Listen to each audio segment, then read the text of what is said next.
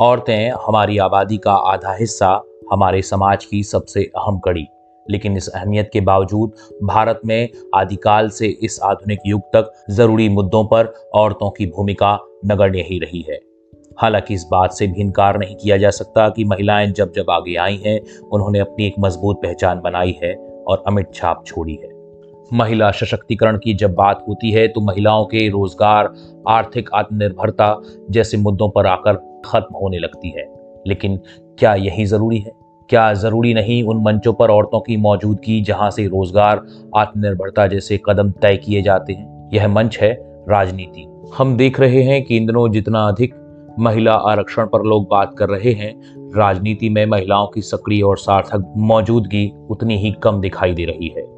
सितंबर के महीने में नारी शक्ति अधिनियम विधेयक पारित किया गया। यह विधेयक संसद में महिलाओं की 1/3 सीटें आरक्षित करता है। महात्मा गांधी ने कहा है कि महिलाएं पुरुषों के हाथ का खिलौना नहीं और ना ही उनकी प्रतिद्वंदी हैं। महिलाओं और पुरुषों में आत्मा एक ही है और उनकी समस्याएं भी एक जैसी ही हैं।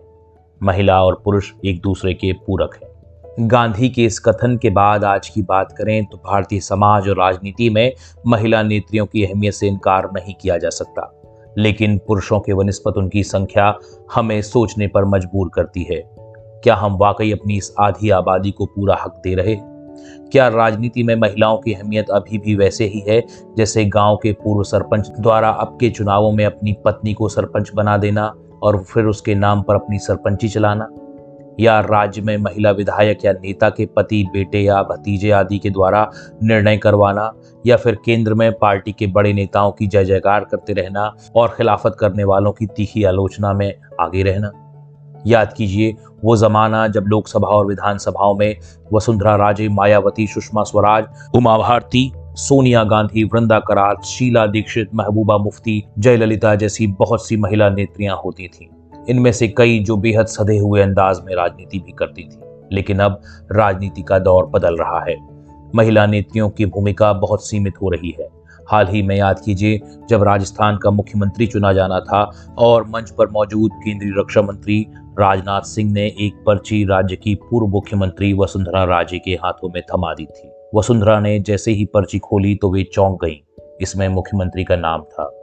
ये नाम ऐसा था जो शायद वसुंधरा ने नहीं सोचा होगा और संभवतः इसीलिए वे चौंकी भी। इस घटना को और नजदीक से जाकर देखिए तो पता चलता है कि वसुंधरा राजे, जो कि मुख्यमंत्री पद की स्वाभाविक उम्मीदवार मानी जा रही थीं और जिनके विरोध का डर था, उन्हीं से यह घोषणा करवाई गई ताकि उन पर एक नैतिक दबाव बनाया जा सके। इस घटना को राजस्थान में वसुंधरा राजे के प्रभाव के अंत की शुरुआत कहा जा रहा है। लेकिन राज्यों की बात करें तो पश्चिम बंगाल में ममता बनर्जी के बाद राजस्थान में वसुंधरा राजे इकलौती बड़ी नेता हैं जो अपने दम पर राज्य में सरकार बनाने का माद्दा रखती हैं। इनके अलावा अब ज्यादातर महिला नेत्रियों की राजनीतिक भूमिका बयानबाजियों और सरकारी एजेंटों के प्रचार प्रसार तक ही सीमित मानी जाती है। हाल ही में हिंदी भाषी राज्य मध्य प्रदेश और छत्तीसगढ़ में भी चुनाव हुए हैं। वहां भी दोनों दलों के पास कोई बहुत अधिक महिला नेत्रियां नहीं है। दोनों ही दलों में कोई बहुत पुरानी नेत्री भी दिखाई नहीं देती जो राजनीति में बहुत गहरा प्रभाव रखती हों। ऐसे में यहाँ होती रही राजनीति और इसमें महिलाओं की अहमियत को समझना मुश्किल नहीं है। सबसे ज्यादा अचरज भरी बात यह है कि हमारे सामने यह सब तब हो रहा है जब महिलाएं पहले से ज्यादा सक्षम और सशक्त हो रही हैं।